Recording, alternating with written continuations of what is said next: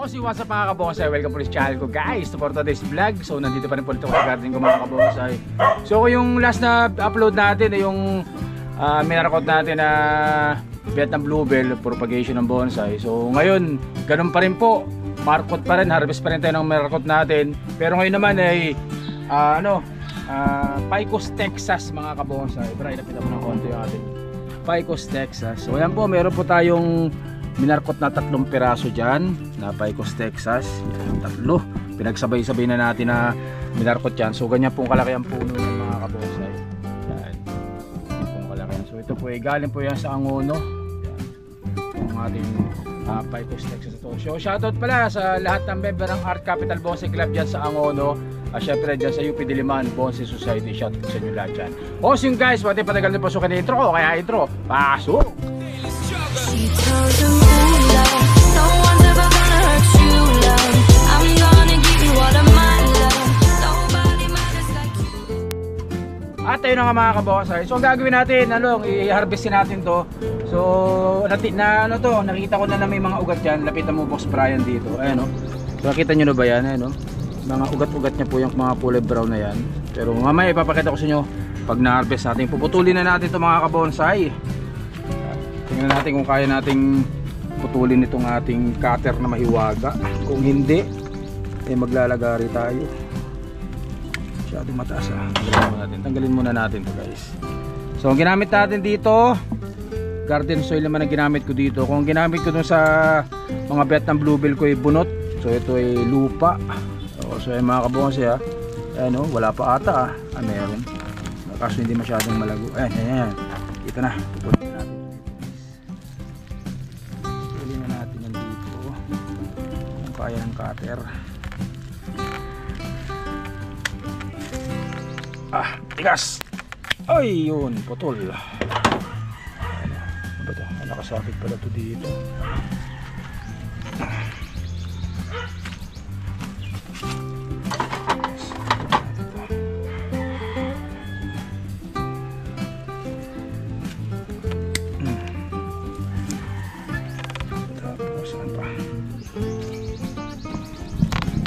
Tali pala to guys, tali ito ng aluminum wire.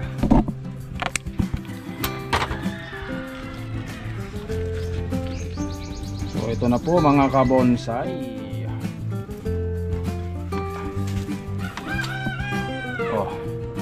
So ayan po yung itong ating una dito sa may background para mas makita nila. So ayan mga kabonsai, ayan po yung ugat ayan po yung mga ugat nya. Hindi lang masyadong malago, pero dito sa kabila yan.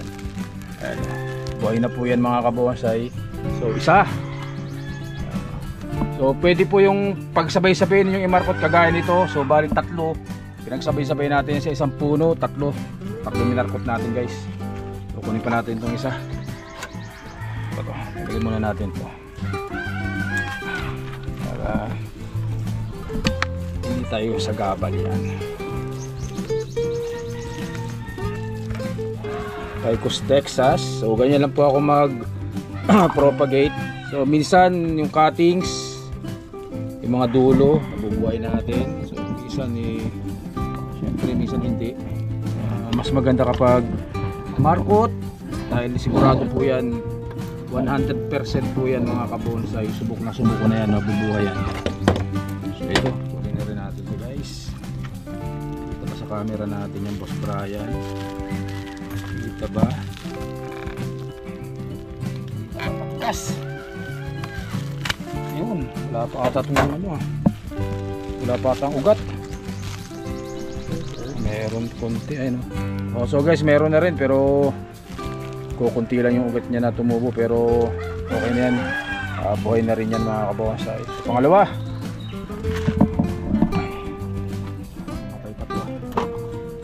Tanim agad natin yan. So ito po yung pangatlo natin na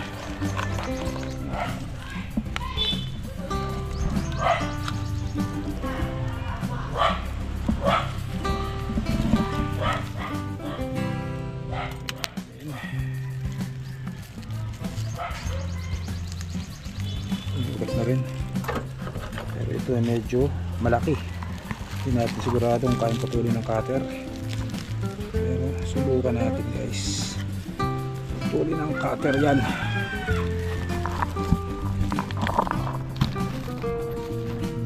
Yun, putol. So yung mga kabonsay, yan, puro ugat na rin po. Yan, marami na rin ugat yan guys. Yan. Ano ito, ugat-ugat na rin. Yun, dito yan, may mga ugat na, hindi lang masyadong marami pero ayos na rin yan mga kabonsay. Mga ugat na po, sigurado matik na to, na buhay na to guys. Yan. So bali 3 piraso po ito, narakot natin. So medyo malalaki na po ito, malalaki na, hindi lang ito basta sanga. Ito po ay talagang puno na. Kinuha natin, itong isa to malakas. Ayan. So 3 piraso po yung mga kabonsay. So itong mother plant natin, ganyang kalaki. Itong mother plant natin ay ganyan pong kalaki. So ito po ay galing kay Sir Nico Medes, dyan sa Angono Rizal. Kung gusto nyo po ng mga Picos Texas, mag-message lang po kayo sa kanya. Marami rin po siya mga binibetang Picos, yung iba mas malaki pa dito. So ang gagawin natin dito mga kabonsay, ang bala ko dito i-train po ito ng cascading talaga. So kita nyo naman na cascade na cascade, pero pwede po natin din itong imarkot pa ulit. Puputulin natin dito yan. So dito tayo magmamarkot, ito lang itutuloy natin, itong sanga na to, itong 2 sanga na yan, iputulin natin dyan. Yan naman kuko ng mga maglulupa, ganyan. So dito sana bala ko dito pagputol, pero sayang naman tong malaki. So siguro i-ano na lang natin yan, itutuloy na lang natin to ng pa-cascading mga kabonsay. Yan. Super cascade ang mangyayari po dito guys. So ganun lang po So doon sa unang yung unang minarkot natin na mga betang bluebell, ang ginamit ko ay yung bunot. So dito garden soil naman ang ginamit natin dito mga kabonsay. So parehas naman siyang tutubuan, o parehas namang effective din niya na magkaroon ng ugat. So depende na lang sa inyo, bahala kung anong available po sa inyo mga kabonsay. So pwede rin po yung sphagnum moss. Yung sphagnum moss babasain niyo, tapos yun ang ibabalot niyo, tsaka nyo babalutan ng plastic. O yung sphagnum moss lalagay nyo sa plastic ng yelo, tapos saka nyo bubutasan yung plastic nyo, tsaka ibabalot dun sa gusto nyong imarkot mga kabonsay. So napakaganda po nitong Texas na yan mga kabonsay. Ano? Pwede po magpa-expose roots dyan. So bahala ko dito siguro magputol, imarkot natin itong pababa, yung pa-cascading na yan. Pero pwede rin hindi na. So tingnan muna natin kung anong magiging ang itsura nya kapag napalago natin yan mga kabonsay. So kaya hindi ko to tinatanggal kasi meron din tayong plano dito kung sakali. Parang back up plan natin yan, kung pwede natin putulin dito. O ituloy natin po itong pa-cascading na parte na to mga kabonsay. So yun po. Kung gagawin muna natin dito sa mga hinarvest natin, ibababad ulit muna natin sa tubig, kagaya ng ginawa natin dun sa betang bluebell natin. Yan, bababad ulit natin. So yung betang bluebell natin, maraming nag-inquire, kaso medyo malalayo sila. So kaya tinanim lang natin. So mamaya ipapakita ko rin sa inyo yung betang bluebell natin na tinanim. Hindi ko na lang na-vlog o hindi ko na na-video yung pagtatanim, pero mamaya ipapasilip po sa inyo mga kabonsay. So saglit lang po, tingnan natin yung betang bluebell guys.